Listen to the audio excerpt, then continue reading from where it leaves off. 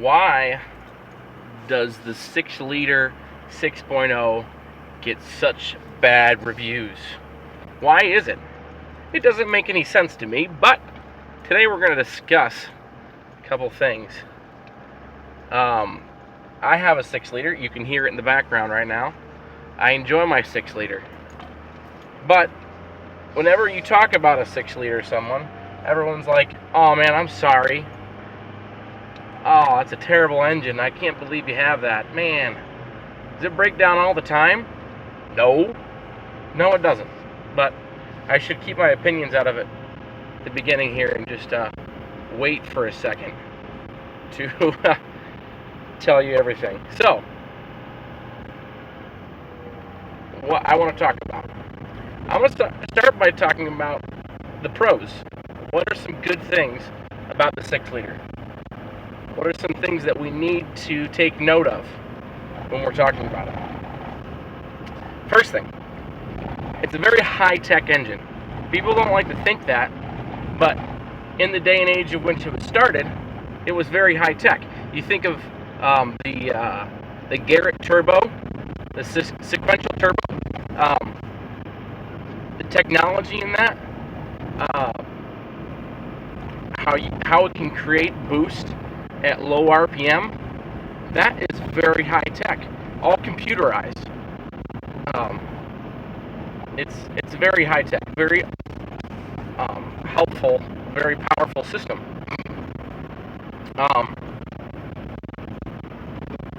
The high-pressure oil system is a very high-tech system. Its technology was advanced for the time. Now, there are some problems with that, which we'll discuss in a second. The second thing I want to point out that is a good thing about the 6-liter is, with modifications, yes, there need to be some modifications, it is a very reliable engine. It's very reliable. One of the reasons for that is it's not completely before emissions. It does have an EGR cooler that comes with it, but there's no DPF, there's no DEF system. All those things are not on it yet, which makes it more reliable. Something else of note about the 6-liter is that the transmission in this truck is also updated. So the 7.3, the automatic transmission that comes with that, one of the biggest problems is just overheating, burning out, slipping, all that stuff. But with the 5-speed that's hooked up to the 6-liter, those problems are pretty much gone. It's a very heavy-duty transmission. It's a good transmission. Also, because of the lack of emissions controls that are on the 6-liter, it's a very efficient engine. It's one of the last ones that actually gets good fuel economy. And that's another reason why the 6-liter is a good engine. Now, there are some bad things about it, and we do need to talk about those things. So let's take note of a couple of them. In 03 and 04, the oil pump, the innards were actually made out of plastic, which doesn't make any sense. I mean, it's the fuel system, so the injectors, they're powered by high pressure oil, and there are other things that are powered by high pressure oil. It has to be a very reliable system for it to work properly. And I dare say that plastic is a stupid idea when it comes to that. Now, the 05, 06, 07 were updated. I have an 05. No problems. No problems at all. Another thing, very important to mention about problems with the 6-liter. Again, I said with mods, with a modification, this can be overruled. But the fact is that there are only 2 bolts pulled per cylinder in the head, which also is dumb because there's a lot of pressure, a lot of what's the word? Not timing.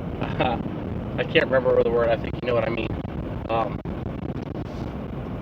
And because of all that, the head gaskets go out. There are modifications with the ARP studs and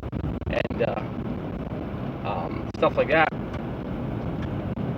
that can change that. And once you have that, it's a very reliable engine. There are other things that are wrong with it.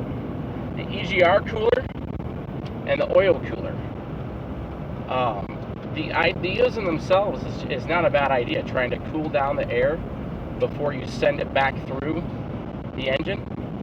That's a pretty cool idea.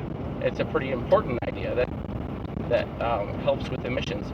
But the way it was made, with really small fins in there, easily to break, and because of the coolant that was put in there, it got clogged up really easily, and created leaks and what have you. That brings me to the coolant problem. So the coolant that Ford put in the 6-liter at the beginning of its life was junk coolant, and it would form deposits and like silicate sand in the system, and those systems, like the coolers there that we talked about, and the radiator, those small passageways to cool down the oil and cool down the exhaust would get clogged up and create leaks. Just a bad idea. With different coolant, you don't have that problem. And I want to bring our attention to the final thing I want to talk about that created problems with the 6-liter. I think by far the biggest problem with the 6-liters in the early days was the fact, and this is not an original thought to me, I want to point that out, but the fuel that was sold at the time the 6-liter came out was dirty fuel. Dirty fuel. The 7.3 can burn through anything. The injectors are huge. It doesn't really matter what you put through. But with the high-tech system of the 6-liter, the dirty fuel clogged up that turbocharger with the high-tech fins. Lots of things clogged up because of the dirty fuel. And I think that is a huge factor. And we don't have that problem anymore, which turns the 6-liter, again, into a very reliable engine. Engine with lots of power. The horsepower was leading in its class when it came out. Beating the Duramax, beating the Powerstroke, or beating the Cummins. The torque wasn't as good as the others, but the horsepower was higher. 325 horsepower stock. That's a lot of horsepower for that era of diesels. So in my opinion, the 6-liter is a underrated, overlooked engine. And I think as the days go by, that people will realize that as the new engines start to die off because of all the emission systems and what have you. I think the 6-liter will rise to the top and will shine because of what it is. So that's my take. I'm sure people will disagree with me, but I think the 6-liter is a good engine. Thanks for watching. See you next time.